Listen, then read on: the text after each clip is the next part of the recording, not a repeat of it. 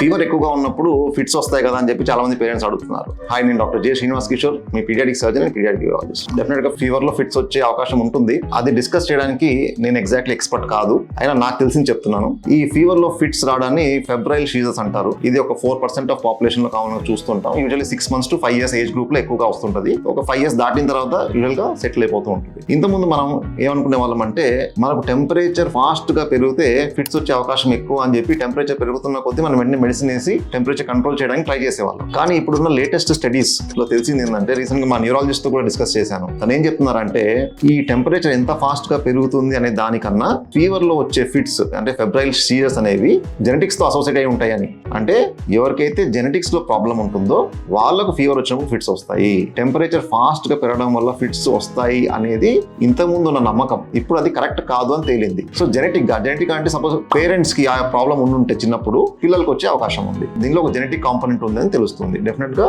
ఒక 4% పాపులేషన్ లో చూస్తాం ఈ ఫీవర్ వచ్చినప్పుడు ఫిట్స్ రావడం అనేది. బట్ అంత భయపడాల్సిన అవసరం లేదు. ఇవన్నీ మేనేజబుల్ కండిషన్స్. మీ నియరెస్ట్ పీడియాట్రిషియన్ ని కానీ లేదా పీడియాటిక్ న్యూరాలజిస్ట్ గానీ అప్రోచ్ అయితే మీకు కరెక్ట్ అయిన ట్రీట్మెంట్ చెప్తాను.